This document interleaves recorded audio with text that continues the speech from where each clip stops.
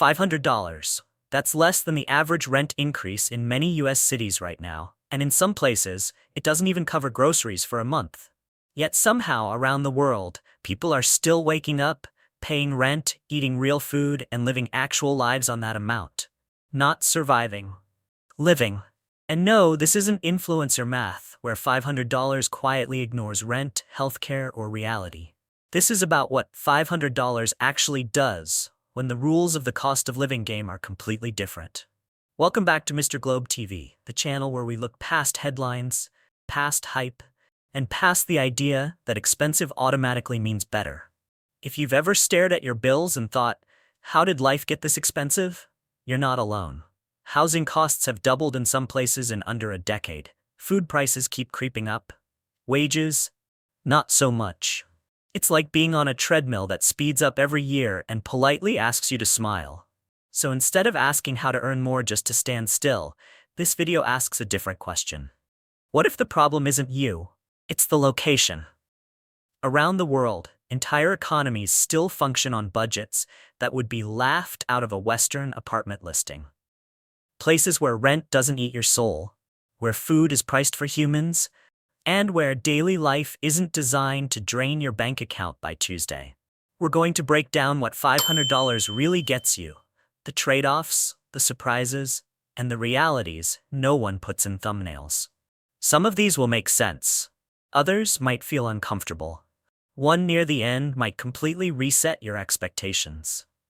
If you're curious about living differently, spending less, or simply understanding how the rest of the world actually lives, you're in the right place. Hit like, subscribe, and stay with me, because the last one changes everything. Number 10. Bolivia. This is a country where fewer expats still matter, and that alone keeps prices grounded in reality. When a place isn't flooded with foreign demand, rent doesn't mysteriously double, cafes don't rebrand themselves as artisanal, and everyday life remains priced for the people who actually live there. The pace of life here does a lot of the budgeting for you. Bolivia moves calmly, sometimes almost stubbornly so. There's less pressure to rush, upgrade, or consume. When evenings revolve around conversation instead of entertainment districts, and weekends mean family meals instead of shopping sprees, spending naturally shrinks. Not because you're depriving yourself, but because there's simply less noise asking for your money. In smaller towns and secondary cities, community still plays a central role. Neighbors know each other. Local markets aren't novelty experiences, they're daily infrastructure. Food is affordable because it hasn't been turned into a lifestyle brand. Housing stays reasonable because expectations are modest, clean, functional, and human-sized, not designed to impress strangers on the internet. That's why $500 actually works in Bolivia. Rent, food, transport, and basics can fit into that number if you align with how life is already lived here. This isn't about squeezing pennies or living on the edge. It's about stepping into a system where the baseline cost of existence is lower to begin with. Bolivia isn't for people chasing nightlife, luxury condos, or constant stimulation. It's for those escaping noise, financial and otherwise. If your idea of wealth includes quiet mornings, predictable expenses, and a life that doesn't demand upgrades every 6 months, Bolivia makes a surprisingly strong case. Number 9. Nicaragua. The cost of living here stays low for a simple reason. Mass tourism never fully took over. There are no endless resort strips rewriting local prices, no flood of short-term rentals pushing residents out. Life is still priced for locals, not for visitors with foreign currencies and vacation budgets. Housing is where this really shows. Because foreign demand remains limited, rent hasn't gone through the familiar expat premium transformation. In secondary cities and inland towns, modest apartments and rooms are still available at prices that feel almost suspiciously reasonable. Not rundown, not temporary, just functional places to live, designed for people who plan to stay, not pose for photos. Daily life in Nicaragua also helps keep spending in check. The culture revolves around family, routine, and repetition, not constant consumption. Meals are predictable, social life is simple, and entertainment doesn't come with a receipt attached. When your week is built around work, home, neighbors, and shared meals, the urge to spend just quiets down. No budgeting apps required. That's why $500 works best away from the obvious hotspots. In inland towns and less publicized cities, that amount can realistically cover rent, food, transportation, and basic utilities, assuming you're living like people already do here. This isn't about luxury or shortcuts, it's about alignment. When expectations stay modest, costs follow suit. Nicaragua is a place where simplicity hasn't been rebranded or monetized. It still feels normal. You're not opting out of life, you're opting into a version of it that doesn't demand upgrades, subscriptions, or constant spending, just to feel comfortable. For anyone tired of living in economies built entirely around consumption, Nicaragua quietly reminds you that life can still be affordable when it stays human-sized. Number 8. Cambodia. One of the biggest reasons 500 still works here is housing. There's an oversupply of simple, no-frills apartments built for long-term living, not short-term flexing. These aren't luxury condos with rooftop infinity pools, and that's exactly why the rent stays grounded. Clean, functional spaces exist because that's what most people actually need. Food is where Cambodia really shines for anyone watching their budget. The street food culture isn't a novelty, it's the backbone of daily life. Meals are fast, filling, and incredibly affordable, often costing less than what many people back home spend on coffee. When eating out doesn't feel like a financial decision, budgeting becomes almost boring, in the best way possible. Another reason Cambodia works is that Western comfort is optional, not mandatory. You can chase imported groceries, upscale cafes, and familiar brands if you want, but your budget will notice. Or you can lean into what's already there: local food, local transport, and a rhythm of life that doesn't revolve around convenience upgrades. The country doesn't punish you for choosing simple, it rewards you for it. That's why $500 supports a predictable, low-stress routine here. Rent, food, transportation, and basic utilities can fit within that number when expectations stay aligned with local reality. There's no constant pressure to keep up, no invisible tax for not living extravagantly. Life feels manageable because it's designed to be. Cambodia is ideal for minimalists, not the aesthetic kind, but the practical ones. The people who value time over things, flexibility over flash, and freedom over luxury. If your idea of success isn't measured by square footage or brand names, Cambodia offers something increasingly rare. A place where living simply still makes complete financial sense. Number 7. Laos. One of the main reasons $500 still stretches here is straightforward. There simply aren't many expats. Without large numbers of foreign renters flooding the market, housing prices stay tied to local wages, not overseas bank accounts. There's no international pricing, no overnight markups because a town went viral or suddenly became fashionable online. The pace of life in Laos does something remarkable to your budget. It slows it down without asking permission. Days are quiet, routines are repetitive in a comforting way, and there's very little pressure to spend money just to feel occupied.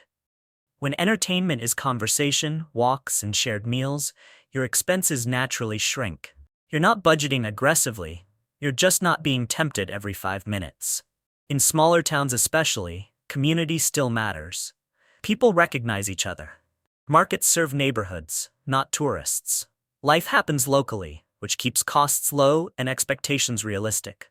You don't need elaborate services or constant upgrades, because the social fabric does a lot of the work modern economies outsource to spending. That's why $500 works in Laos. Housing is modest, food is local, transportation is simple, and utilities stay minimal. Not because you're sacrificing comfort, but because comfort is defined differently. Clean, functional, and calm are enough here. No one's selling a lifestyle package. Life simply functions. Laos is not for people chasing nightlife, fast Wi-Fi bragging rights, or endless stimulation. It's for those escaping noise, financial, digital, and emotional. If your idea of a good life involves quiet mornings, predictable costs, and fewer decisions that drain your wallet, Laos quietly makes a strong case.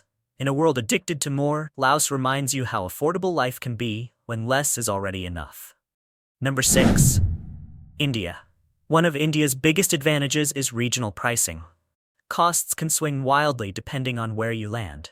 Major metros can burn through a budget fast, but smaller cities and secondary towns operate on an entirely different financial planet. That's where $500 stops sounding unrealistic and starts sounding functional. Food is where India almost feels like it's cheating. Daily meals are among the lowest cost in the world, especially when you eat locally. Fresh, filling, and made for everyday life, not for photos. When your food budget shrinks without sacrificing nutrition, the rest of the math suddenly works. Cooking at home or eating simple local meals can cost less per day than a single coffee run back home. The key here is alignment. Daily expenses drop dramatically when you live locally instead of expat style. Imported groceries, Western apartments, and comfort bubbles can quickly undo the affordability. But step into how people already live. Local housing, local transport, local food, and costs recalibrate fast. That's why $500 can support both survival and stability in smaller cities. Rent, food, transportation, and basics can fit within that range if expectations stay realistic. You're not living large, but you're not constantly stressed either. Life becomes predictable, which is a luxury in itself. The real price of India isn't financial, it's cultural. Adjustment is the true cost. The noise, the density, the pace, the contrast. If you can adapt, India rewards flexibility with affordability. If not, no amount of savings will feel comfortable. And before we continue, thank you for watching and sticking with the countdown so far. If this kind of grounded, real-world look at affordability is helpful, take a second to like the video, subscribe to the channel, and let me know in the comments which country has surprised you most so far. We're just getting into the ones that really challenge expectations. Number 5. Vietnam. Vietnam delivers something rare: real infrastructure at developing world prices. Roads work, transportation is reliable, internet is fast enough to handle modern life without drama. And somehow, none of that comes with the price tag you'd expect. It's the kind of place where systems function quietly in the background instead of billing you monthly for the privilege. One of Vietnam's biggest strengths is consistency. Food prices don't spike randomly. Transportation doesn't feel like a financial decision every time you leave the house. Internet is affordable, fast, and widely available, even in smaller cities. When the basics stay predictable, your budget stops feeling fragile. That's why $500 feels structured here, not chaotic. You know where the money is going, and it usually stays there. Vietnam is also popular, but popularity hasn't completely broken the math yet. The key is avoiding expat bubbles where prices quietly inflate to meet foreign expectations. Step just a little outside those zones and the cost of living resets fast. Local apartments remain affordable, meals cost less than pocket change by Western standards, and daily life resumes its normal, functional rhythm. Food deserves special mention because it's one of the few places where eating out regularly can actually lower your expenses. Simple, fresh meals are everywhere, priced for people who eat them daily, not occasionally. When food stops being a budget stressor, everything else gets easier. This is where Vietnam really stands out: balance. You're not choosing between affordability and comfort. You're getting a workable mix of both. Life here doesn't feel stripped down or unstable. It feels organized, livable, and surprisingly modern for the price point. Vietnam may not be the absolute cheapest on this list, but it might be one of the smartest. For anyone who wants affordability without sacrificing basic comfort, predictability, or connectivity, Vietnam proves that low cost doesn't have to mean low standards. Number 4. Georgia. Georgia earns its spot near the top because it feels like one of those rare places where the math still works and somehow hasn't been corrected yet. A big reason is housing. Long-term foreign demand remains relatively low, especially outside the capital, which keeps rent anchored to local incomes instead of international wallets. Translation: apartments are priced to live in, not to impress. Food does a lot of heavy lifting here too. Georgia's food culture is built around simple ingredients, shared meals, and local production, which naturally keeps costs down. Bread, cheese, vegetables, and hearty dishes are everyday staples, not specialty items. When eating well doesn't require strategic planning or a separate budget category, life gets easier and cheaper without trying. Another quiet advantage is Georgia's long visa stays, which attract budget-conscious foreigners who aren't in a rush and aren't spending like tourists. People come here to stay put, not bounce between cafes and co-working spaces. That mindset matters. It keeps neighborhoods stable, prices predictable, and expectations grounded. Now let's be clear. $500 works in regional cities, not capital hotspots. Tbilisi has its charms, but prices there are already adjusting. Step into smaller cities and towns, though, and the financial pressure drops quickly. Rent, food, transport, and basics can realistically fit within a $500 monthly framework if you're living like locals already do. What makes Georgia especially interesting is the feeling that it's a loophole no one has closed yet. You get European-adjacent culture, solid infrastructure, walkable neighborhoods, and reliable internet, without the European price tag. It feels balanced rather than extreme, affordable without feeling fragile. Georgia isn't loud about its value, and maybe that's why it still exists. For people who want affordability without chaos, structure without stress, and a place that quietly works, Georgia makes a strong case, one that still feels slightly under the radar. Number 3. Philippines. The Philippines lands at number 3 because it quietly removes one of the biggest hidden costs of moving abroad: friction. Language alone can drain time, money, and energy. Here, English does the opposite. It lowers transition costs almost immediately. You can read leases, negotiate rent, understand utilities, and have real conversations without hiring help or guessing your way through daily life. That alone keeps mistakes and unnecessary spending off your budget. Another reason the math works is community living. In provincial cities and smaller urban centers, life is social by default. Neighbors talk, families share resources. Informal support systems replace paid conveniences. When community fills the gaps, you don't need to outsource every small problem with money. That reduces daily expenses in ways spreadsheets never fully capture. Food costs stay low as long as you keep expectations local. Fresh meals built around rice, vegetables, fish, and simple proteins are affordable and widely available. Prices only jump when imported goods enter the picture. Cheese cravings and specialty snacks come with a premium. Eat like people who live there, and food stops being a financial decision altogether. That's why $500 works best in provincial cities, not major metro hotspots. Outside places with heavy tourism or concentrated foreign demand, rent stays modest, transportation is cheap, and utilities remain manageable. You're not stretching every dollar, you're aligning with a system designed for lower incomes. What really sets the Philippines apart is how accessible the lifestyle feels. It doesn't feel foreign in the way some countries do. Social norms are familiar, communication is easy, and the learning curve is gentler. You spend less mental energy adjusting, which often translates into spending less money compensating. The Philippines isn't the cheapest place on this list, but it's one of the easiest. For people who want affordability without cultural whiplash, and a place where $500 can realistically support a stable, connected life, it offers a balance that's hard to ignore. Number 2, Mexico. Mexico's affordability is real, but only if you know where not to look. The internet loves showing beachfront condos and colonial towns packed with foreigners, but deep affordability still exists well outside those bubbles. In secondary cities and working-class neighborhoods, prices remain rooted in local reality. Rent, food, and daily expenses are set for Mexican wages, not international budgets, and that distinction matters. Food alone can quietly rewrite your finances. Mexico's food culture makes eating out cheaper than cooking, which feels backward until you live it. Street stalls, family-run kitchens, and local eateries produce full meals for prices that barely register. When dinner costs less than ingredients, the entire idea of a food budget starts to loosen its grip. And the quality? Reliable, fresh, and unapologetically filling. Transportation is another hidden advantage. Strong public transit systems and affordable regional buses mean you don't need a car to function.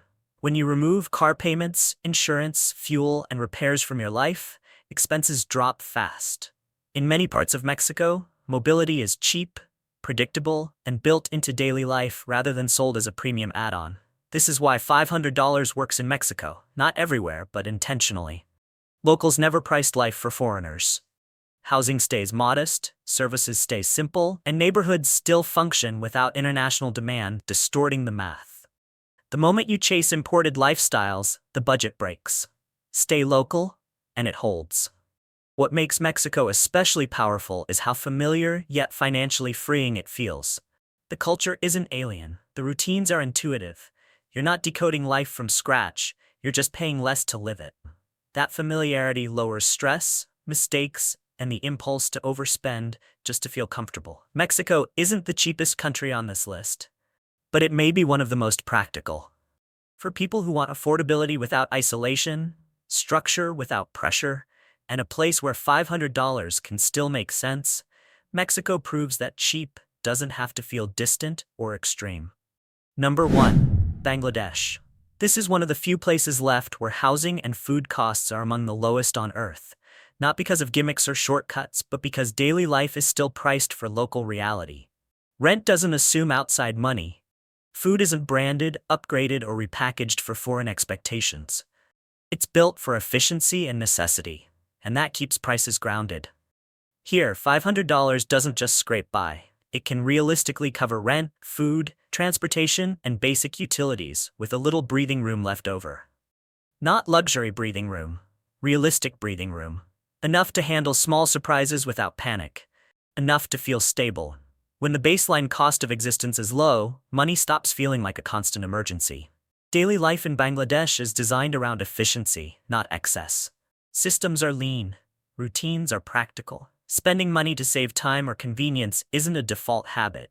It's a calculated choice.